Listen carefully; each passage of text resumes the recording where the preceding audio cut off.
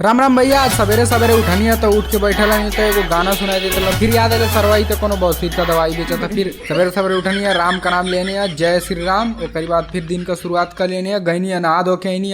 ओकरी बाद कपड़ा उपड़ा पहननी। कपड़ा पहनले के बाद देखा थी बर्तन तो फिर बड़ा बेकार लगल मर्दवा। सलामों के नहिले के पहले न धोल चाहत रहा, फिर नहिले के बाद धोनी टाइम लेप्स लगा के फिर मटका में पानी भरनी है कि ठंडा ठंडा रही तो ताजी का पियत का एकदम मजा आ जाये। ओकरी बाद बैठ के हम सोचत रहनी का करी तब याद आई कि पूरा जाकर एगो नया वीडियो आयल हुए में एगो गाना रहे रिया जोगी वाला। फिर डीजे में गाना लगनी रिया जोगी और करीब बाद फिर बंद करके चुपचाप खाना बना लिया। खाना बनाने के बाद मतलब डीजे बजत रहा। फिर दाल भात निकलनी प्लेटे में खा पी के एकदम पेट फुल हो गया टंकी एकदम। फिर ओकरी बाद लोटल नहीं तब सरवा लाइटिया कट गई। अब लाइटिया कटल तो हम थोड़ा सा बारे ना घूमनी अंदर आई के सुतल नहीं। फिर तब ले लाइटिया आ गई।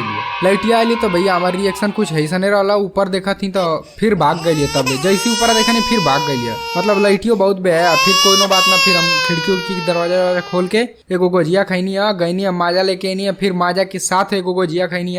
ओकरी बाद फिर साँझ भैली तो आज हमार नाइट ड्यूटी तैयार हो गई एकदम मस्त एकदम रेडी। फिर नहा धो के दोबारा और रोटी वोटी बना ले घी वो पोत के एकदम पूरा तैयार है। सब्जी भी बन गई है। अब टिफिन भरनी है। टिफिन भर के एकदम देखो खाना बनाओ का तो पूरा गर्मी एकदम हो गई भैया। फिर टिफिन भर और के निकल गई तो कैंटीन में टिफिन रखनी है। फिर कंपनी में चल गई हम। फिर छुट्टी भैली तो आनी 12 देखा थी पूरा बॉस वॉस लगल वहां से 4:30 बजे भोरे में। अब भैया का मस्त मस्त हवा लगता रहा ठंडा ठंडा अच्छा लगता रहा। फिर देखनी है चंद्रमा का एकदम सुहाना एकदम मस्त लगता एकदम देख के एकदम दिल खुश हो गया। फिर बस में बैठल चलिए रूमे पर से फिर उतरनी है। तो फिर मंदिर पड़ला तो कहनी है जय बजरंग बली। ओकरी बाद वही से आनी है सीधे रूम में आके ताला खोलनी है। ताला खोल के कपड़ा उपड़ा निकाल के मस्त बरस कहनी है। बरस तो एकदम ऐसा कहनी है कि दांत के चमका दिले एकदम मरले ऐसा कोलगेट की पूरा क्लोजअप एकदम 24 घंटा तक ताजा सांस रही। फिर ओकरी बाद आईनी हम मस्त एकदम रिएक्शन की साथ गोजिया खैनी है। चला जा अब जाती हम सुते।